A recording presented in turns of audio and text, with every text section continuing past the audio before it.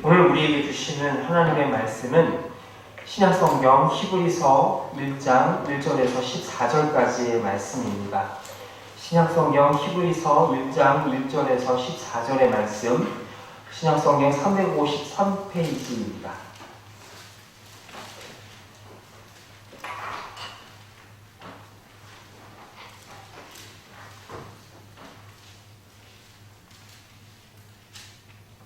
저와 여러분이 한 절씩 교독하겠습니다. 옛적에 선지자들을 통하여 여러 부분과 여러 모양으로 우리 조상들에게 말씀하신 하나님이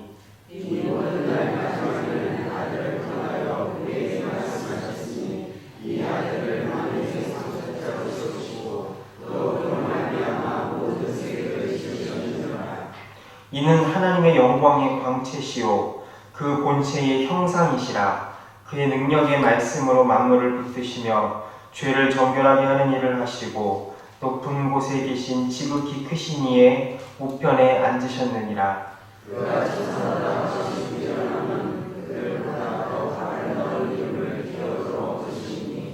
하나님께서는 어느 때에 천사 중 누구에게 너는 내 아들이라 오늘 내가 너를 낳았다 하셨으며 또다시 나는 그에게 아버지가 되고 그는 내게 아들이 되리라 하셨느냐.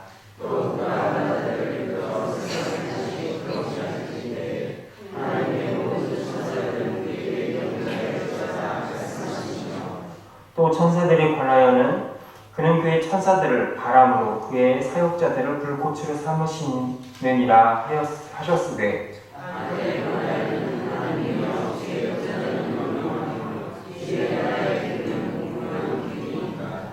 주께서 의를 사랑하시고 불법을 미워하셨으니 그러므로 하나님 곧 주의 하나님이 즐거움의 기름을 주께 부어 주를 동료들보다 뛰어나게 하셨도다 하였고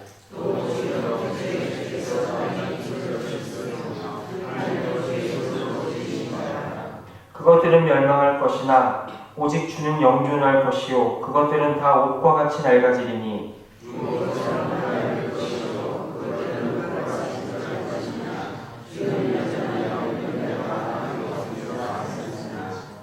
어느 때에 천사 중 누구에게 내가 내 원수로 내 발등상이 되게 하기까지 너는 내 우편에 앉아있으라 하셨느냐.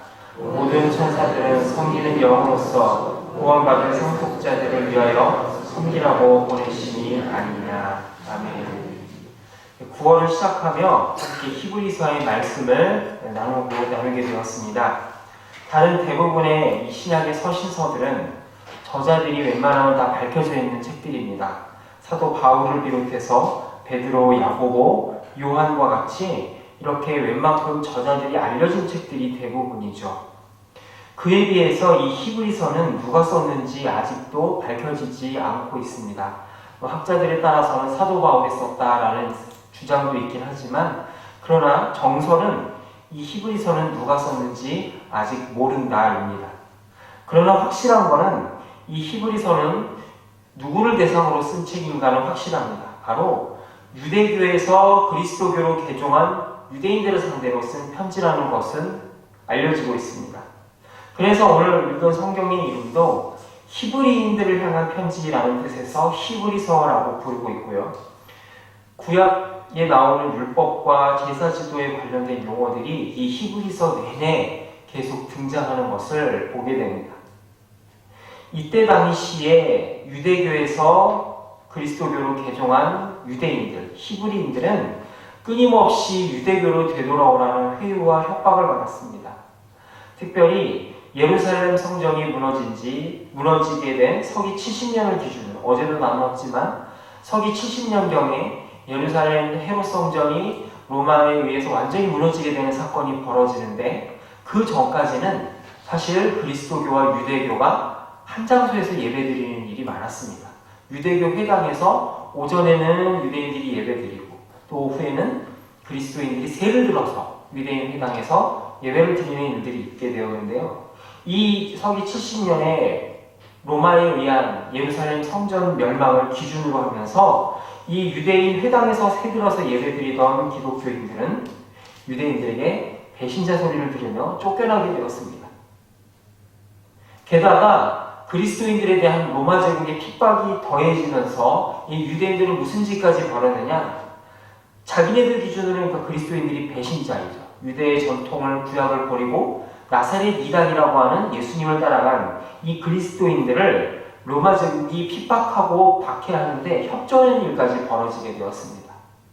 그래서 초대교회 교부 중에 유명한 사도 요한의 제자였던 폴리갑이라고 하는 교부가 있었는데요. 이 폴리갑이라고 하는 교부가 화형을 당하게 되었을 때 그때 당시에 그가 살던 지역의 유대인들이 굉장히 기뻐하며 그 폴리갑이 화형당하던 장소에 장작을 제공하는 일까지 있었다라는 일이 있었을 정도로 그렇게 둘 사이는 결정적으로 벌어지게 되었습니다.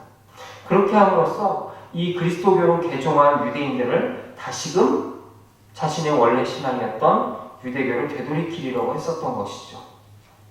그래서 이 히브리서의 기자는 이런 박해에 처한 그리스도인들의 믿음이 흔들리지 않도록 자신들의 믿는 예수님이 얼마나 우월한 분인지 신약으로 온 이상 더 이상은 구약으로 되돌아갈 수 없다는 사실을 설명해 주어야만 했습니다. 그럼 히브리서 기자가 이야기하고 싶었던 예수님은 어떠한 분이실까요? 오늘 말씀 1절과 2절에서 히브리서 기자는 이렇게 이야기합니다. 옛적의 선지자들을 통하여 여러 복음과 여러 모양으로 우리 조상들에게 말씀하신 하나님이 이 모든 날 마지막에는 아들을 통하여 우리에게 말씀하셨다라고 말씀합니다.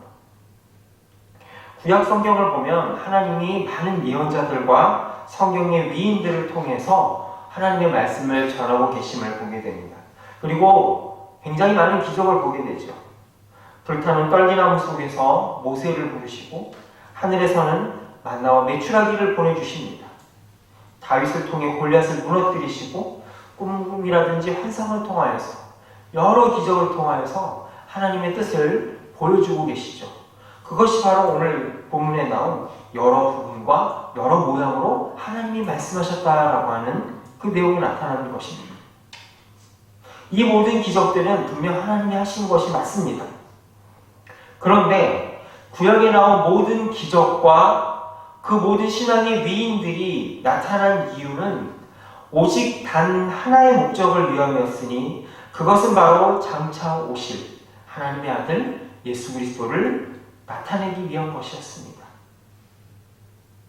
지나간 시대, 옛적에는 바로 구약의 시대에는 환상이라든지 꿈이라든지 기적을 통하여서 혹은 하나님께서 지정하신 예언자나 제사장들을 통하여서 말씀하시지만 이 마지막의 시대에 바로 이 마지막의 시대는 누구를 통하여서 말씀하신다고 합니까?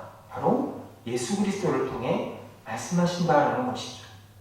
2000년 전에 오셨고 지금도 살아계신 예수님이야말로 이 시대 우리에게 드러난 하나님의 자기 계시의 최종판이라고 하는 것입니다. 구약에 나온 그 기적들을 우리가 보면서 굉장히 대단하다. 이런 일들이 오늘날도 일어나면 얼마나 좋을까라고 우리는 종종 부러워하곤 합니다. 그러나 구약에 나온 기적과 여러 신앙의 위인들과 그 수많은 역사들이 아무리 대단해 보인다 할지라도 그것은 신약에서 보고 있는 예수 그리스도에 비교한다면 그 예수 그리스도의 그림자만도 못한 것이라는 사실을 이 히브리서의 기자는 우리에게 강조하고 있는 것입니다. 그런데 오늘 신약을 살아가는 우리조차 어떻게 생각을 합니까? 이미 예수 그리스도를 통해서 완성이 되었고 성경을 통해서 우리가 보는 이 66권을 통하여서 최종적으로 우리에게 주어진 분명한 계시가 있음에도 불구하고 우리는 자꾸 땅에서 찾아가려고 할 때가 있습니다. 누가 신령한 꿈을 꾸었다든지 누가 무슨 신령한 것을 보았다든지 어디를 가면 은사가 많이 나타난다든지 하는 식의 다른 것을 자꾸 쫓아갈 때가 있다는 것이죠. 그래서 무슨 일들이 벌어집니까? 사이비 이단들이 예수님의 영광을 빼앗아 자기가 메시아라고 하면서 사람들의 영혼을 노려치라는 그런 미혹하는 가르침에 넘어가는 경우가 생기는 것을 보게 됩니다. 어떠한 기적도 어떠한 능력도 우리에게 주어주신 성경 말씀과 예수 그리스도를 능가하는 것은 없음에도 불구하고 말이죠.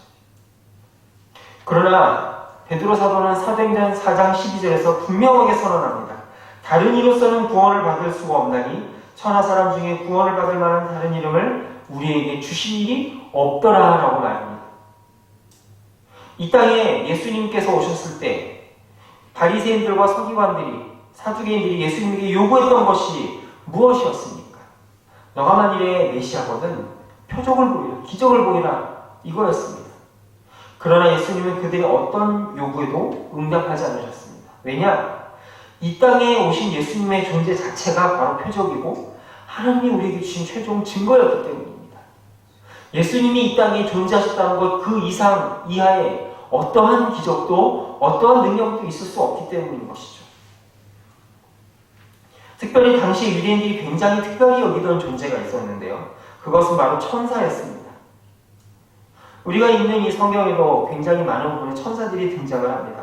복음서에 보면 예수님의 탄생을 알리는 미가엘 천사라든지, 또 계시록에 보면 사단 마귀와 싸우는 미가엘 천사가 등장하는가 하면, 다니엘서에 보면 하나님의 말씀을 전하다가 세상 그 사단 마귀에 가로막혀서 다니엘에게 소식이 늦어졌던 그런 천사의 모습도 나오게 됩니다. 또 구약에 나오는 스랍과 그룹과 같은 수많은 영적인 존재들이 있음을 우리는 부정할 수가 없습니다. 그런데 문제는 뭐냐? 유대인들은 이 천사를 이 땅에 오신 예수님보다 더 위대한 존재로 생각했던 것이죠. 그들은 왜 천사를 예수님보다 위대하게 생각했던 걸까요? 예수님은 이 땅에 우리와 똑같은 모습으로 오셨기 때문입니다. 그것도 낮고 비천한 종의 모습으로 오셨고요. 마지막에 십자가에서 비참하게 목숨을 잃고 말았습니다. 그렇기 때문에 유대인들은 저렇게 무능한 자가 우리의 구세주일 리 없다라고 배척했던 것입니다. 그런데 천사는 어떻습니까? 천사는 지저분한 세상에 발담그지 않고 뭔가 이 세상에서 둥둥 떠다니면서 세상과는 초월한 거룩한 뭔가 영적인 존재 같고요. 뭔가 우리보다 신령한 힘을 가진 것 같습니다. 그래서 사람들은 이 땅에 더러운 이 세상에 발을 담그고 사셨던 예수님보다 이 세상에 발을 띄고 둥둥 떠다니는 그 천사들을 더 위대한 존재로 생각했던 것입니다. 그러나 히브리서 기자는 이 땅에 더러운 이 세상에 발을 담그고 손을 담그신 그 예수님이야말로 천사보다 우월한 존재다라고 선언합니다. 천사는 기껏해야 하나님이 부리는 사역자이고 종이지만 예수님은 하나님 나라의 상속자이고 아들이라고 하는 것이죠. 그래서 13절, 14절에서 세번역 성경은 이렇게 13절, 14절에서 이야기합니다. 그런데 하나님께서 천사 가운데 누구에게 내가 네 원수들을 내 발 아래에 굴복시킬 때까지 너는 내 오른쪽에 앉아있으라 하고 말씀하신 적이 있습니까? 천사들은 모두 구원의 상속자가 될 사람들을 섬기도록 보내심을 받은 영들이 아닙니까? 라고 말이죠. 예수님은 하나님의 오른편에 앉아 계신 하나님의 아들이자 하나님과 동등됨으로 여김을 받는 위대하신 성자 2위의 하나님이시지만 천사는 어떤 존재라고 합니까? 구원받을 사람들을 섬기도록 보냄을 받은 일꾼에 불과하다는 것이죠. 오늘 우리들의 모습은 여러 가지 사연이 많고 더러운 세상 속에서 발을 담그고 살기 때문에 이런저런 모습 속에서 때로는 하나님의 말씀을 어기기도 하고 실수하고 넘어지기도 합니다. 그런데 오늘 성경 말씀에 뭐라고 얘기합니까? 그런 더러운 세상 속에서 발을 담그고 사는 우리들을 섬기도록 보냄을 받은 존재가 바로 천사들이라고 하는 것입니다. 천사는 하나님의 아들이신 예수님과 그 예수님으로 인하여서 하나님 나라의 유업을 물려받을 우리 그리스도인들이 섬기러 온 자들이지 우리가 섬겨야 될 대상이 아니라고 하는 것이죠.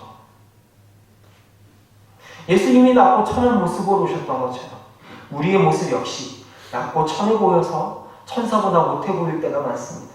그러나 아무리 보잘것없어 보이는 우리의 삶이라 할지라도 하늘의 영광스러운 천사들이 사모하며 늘 우리 곁에 하나님 대신해서 우리를 섬기는 그런 영광스러운 하늘 상속자의 삶이 오늘 우리들의 삶이라는 사실을 잊지 마시기 바랍니다.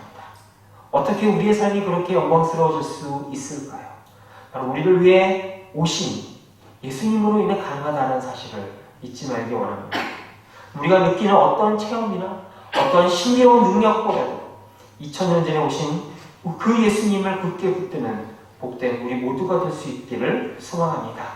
이 시간 함께 기도하실 때 아버지 하나님 유일한 계시의 근원 되신 예수님을 붙드는 하루 되게 하여 주시옵소서.